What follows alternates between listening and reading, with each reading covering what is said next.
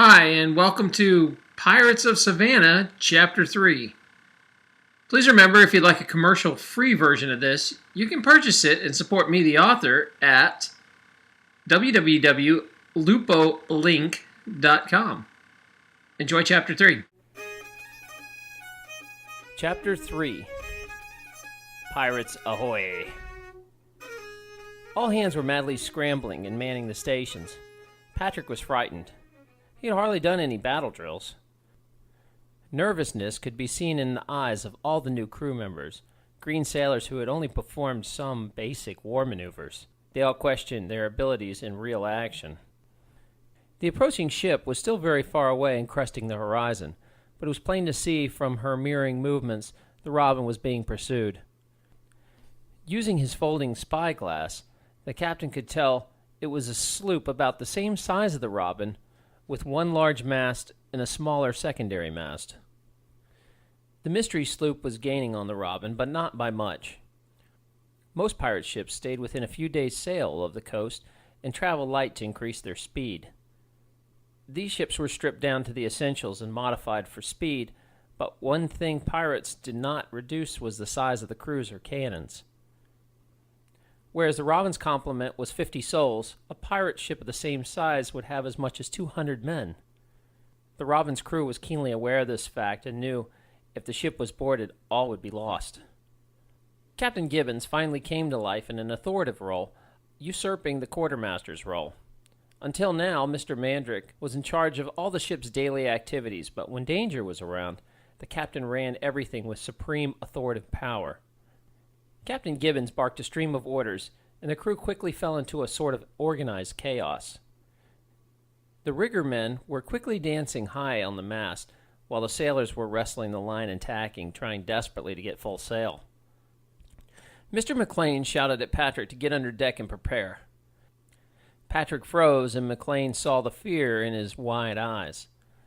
"Get a hold of yourself, man. Focus on your duties, and you'll be fine." Patrick nodded and rushed below the deck with Mr. McLean. While rushing below deck, the master carpenter/surgeon hastily explained what was expected of Patrick. "You'll heat this tar up and oak 'em and be ready to patch the holes. The rest of the crew, not fighting or sailing, will be helping you peg down the spare planks and bale water. After the fighting is over, the real fun begins and we start treating the dying." Patrick knew he should be paying close attention to McLean's words, but horrible visions of his head hanging off the mystery sloop's bowsprit kept invading his mind. Back topside, the sun was quickly being swallowed by the sea, and it was becoming hard to make out the pursuing ship in the long shadows in the water. Captain Gibbons yelled at Mr. Mandrick, "Darken the ship and make haste. All the lights will be extinguished immediately, and no sailor will talk over the level of a hummingbird or I'll have his tongue." "Aye, Captain." Quartermaster confirmed with his orders.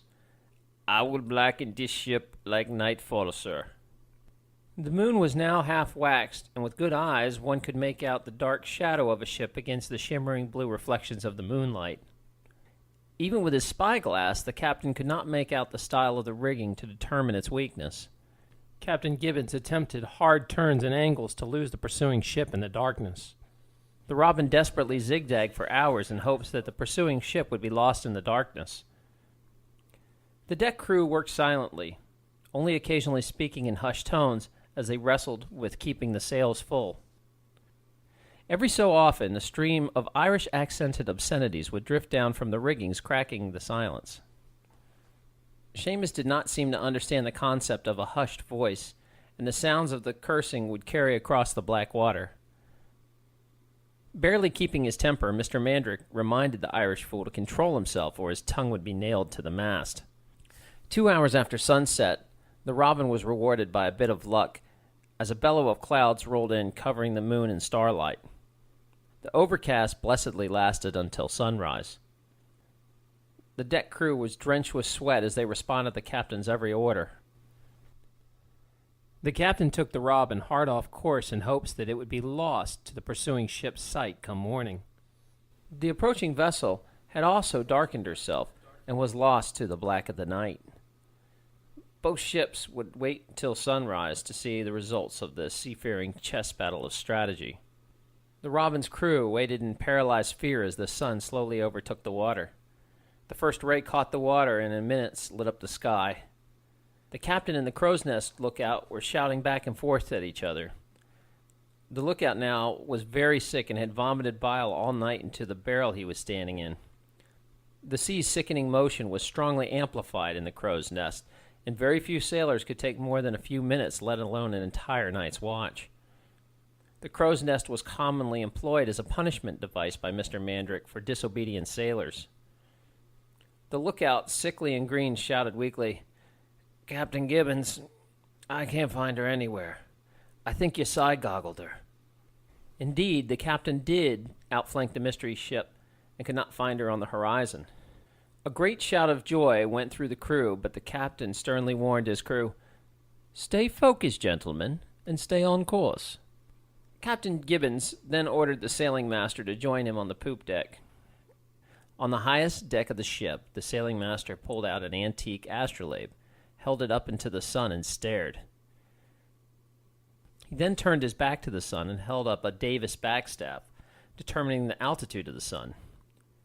Then the practically blind man pulled out his old quadrant and determined the Robin's longitude by staring directly into the sun with it.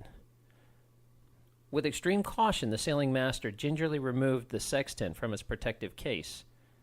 The sailing master knew it was the most valuable item on the ship, and if it ever dropped, the sextant would be ruined, and he would be punished harshly. Because of this, he always attached the sextant to a makeshift lanyard around his neck for safety. "How far off a course are we now?" Captain Gibbons questioned. "How many days did I just add to our journey?" As with almost all sailing masters, his eyes were filled with white, cloudy fluid and could barely see in the daylight. He held aloft the sextant and sighted the sun and the horizon.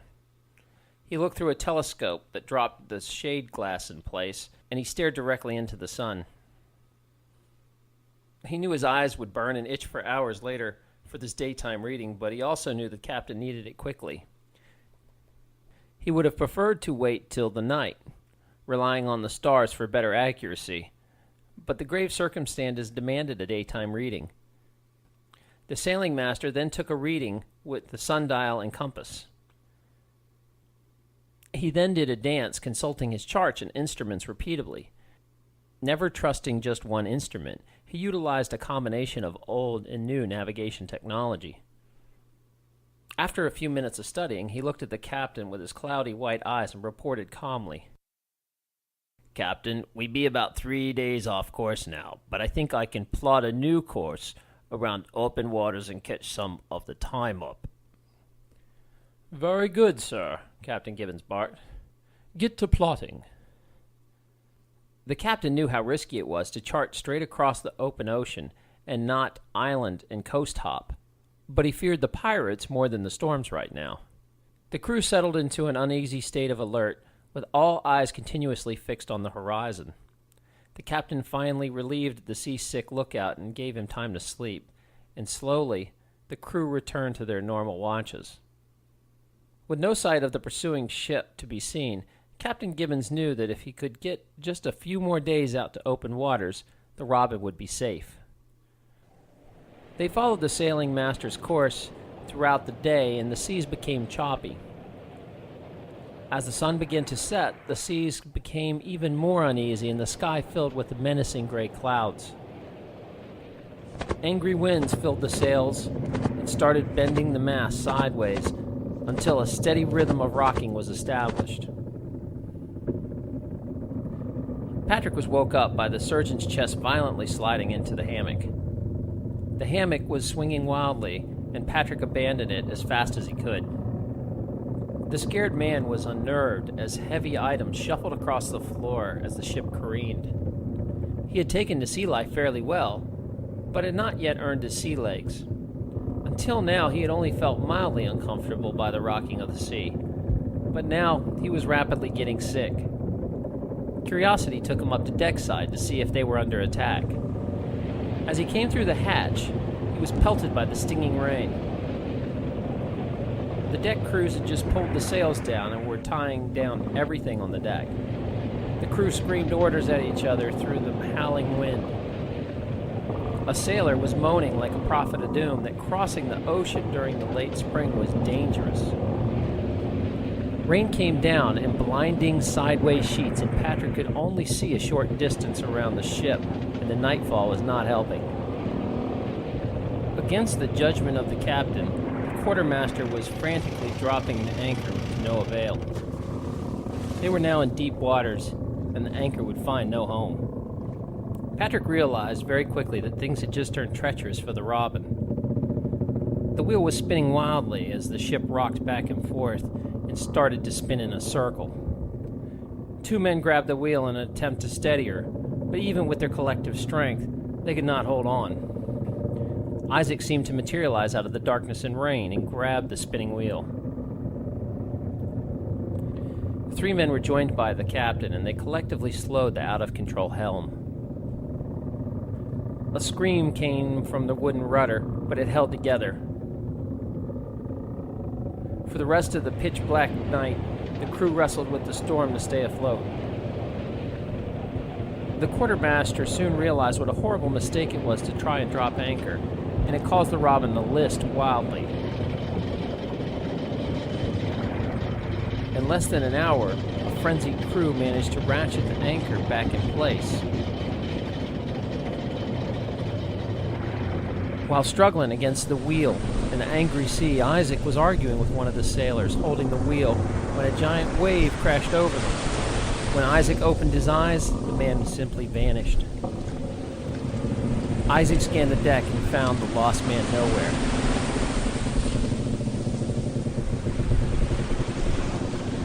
"Man overboard!" Isaac screamed as the crew began to echo the call. Men scrambled to help Isaac with the wheel, while others ran to the rail to scan the black waters. A voice desperately screaming for help could be heard from below, but he could not be found in the blackness. Fortunately for the man in the drink, flashes of lightning cracked, illuminating the dark waters, and he was spotted on the starboard side. The crew quickly threw down a rope to a man who was fighting desperately to stay afloat. The sailors missed the throw repeatedly. He was out of reach of the line, but then Seamus tried, and he threw the rope so straight it hit the flailing man in the face. The sinking man quickly tied the wet rope under his arms and around his chest. A wave rose up and swallowed the man. He sank into the dark and out of sight. The Robin's bow then swung wildly and slammed into the man. As the deck crew pulled the rope, a limp body rose up out of the water. The body was unceremoniously dragged up the starboard wall and onto the deck. The saved man was groaning and his eyes could not focus. "Grum and Willis," Mandrake called out. "Take this man down and see to him." The remaining sailors frantically tied themselves to a rope, which was lashed to a tall mast for safety. Patrick was ordered to return below deck just as they battened down the hatches. Endless screams and shuffling could be heard from the deck above. Patrick tried to focus on his patient, but the man passed out on the hammock and was snoring. The surgeon's mate joined most of the crew below in rotating moments of fear and vomiting in the dark. He mustered his constitution and then took to his bilge pump duties. The night was long and frightening, and the men kept their minds off dying by bailing bucket after bucket of water that had seeped in from the heavy rain. The ship was finally settling down, and the hatches were opened. The sun would be rising soon, but it was still raining and pitch black. The waters had finally settled, and the ship was no longer rocking wildly. The constant state of fear had kept the exhausted crew up all night. Patrick wanted to escape the vomit smells from below, so he went up topside. He saw the dead, tired crew still tied to the mast on long ropes as they performed their duties sluggishly. Finally, the clouds became patchy and a little moonlight could be seen dancing on the water. Patrick walked to the railing, stretching his arms over his head. yawned, and looked out across the water. Moonlight was slowly becoming daylight, and the water illuminated quickly. Patrick's eyes grew with fear as he saw the silhouette of the sloop become visible 500 yards off the larboard side. He screamed in a panicked voice, "Captain! Pirates! Larboard side!" The deck immediately sprang to life with activity, shouts, and bell ringing. "Battle stations," the quartermaster commanded in his awkward, slow, broken Greek accent. "Be ye ready on the cannons." Captain Gibbons hurried to get the sails up on the modified galleon. Most private captains modify their ships to their taste, and the Robin was no exception, sporting fore and aft jib sails as well. The pursuing ship was easier to see now, and it was more of a large coastal-style sloop with one large mast and a smaller aft mast. The pirate ship was also taken off guard and was quickly raising its massive sail as well. The storm had unknowingly brought the two vessels together in the night. It would be a foot race to see whose crew could catch the wind first. An exhausted Captain Gibbons immediately took the helm. He steered the ship the best he could away from the pirates, still getting full sail. The wind was helping the Robin, but unfortunately was also giving advantage to the mystery vessel. Captain Gibbons was still unsure if this vessel in chase was an English privateer, so he ordered his true colors to be flown. The yellow jack was pulled down and replaced with the English jack. Gibbons waited nervously as he watched the mast of the pursuing ship. The captain felt his heart sink as the enemy vessel did not slow or even raise a jack. For a brief moment, Captain Gibbons considered giving the order to jettison all the extra weight to gain speed.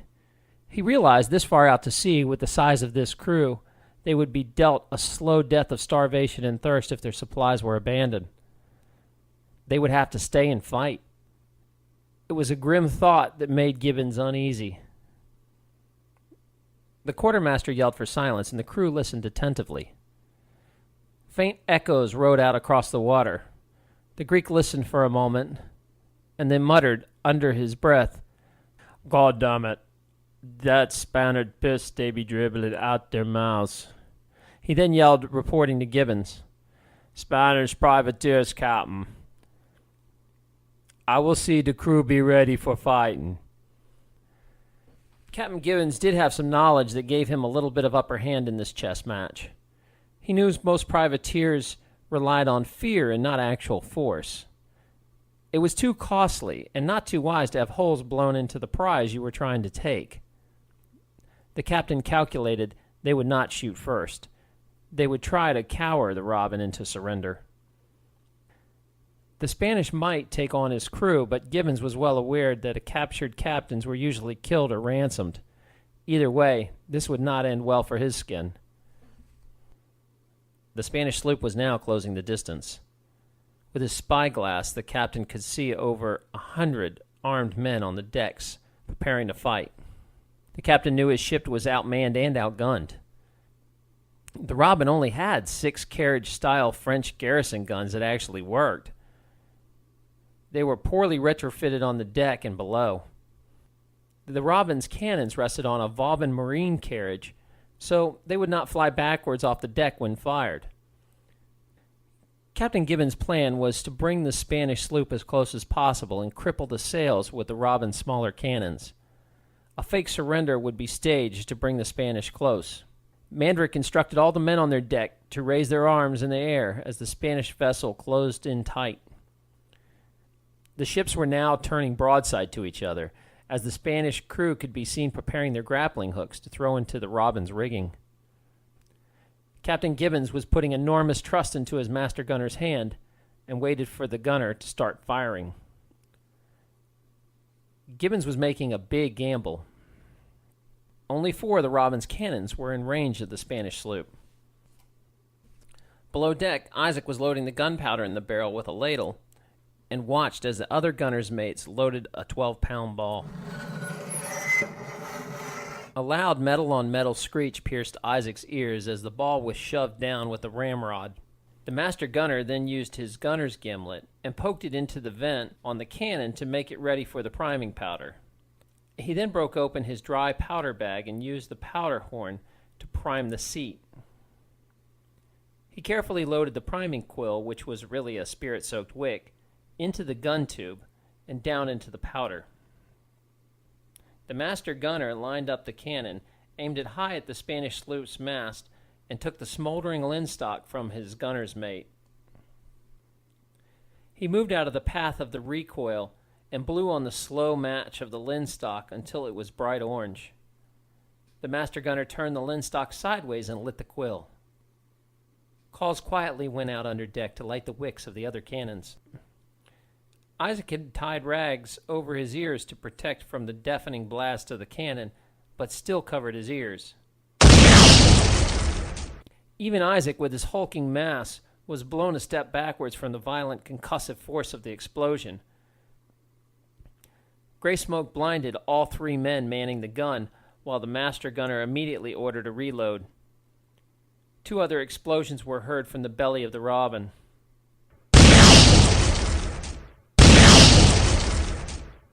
At the sounds of the first volley, Captain Gibbons turned the ship's bow hard and started to make an expedient escape. 5 Spanish cannon shots rang out in return.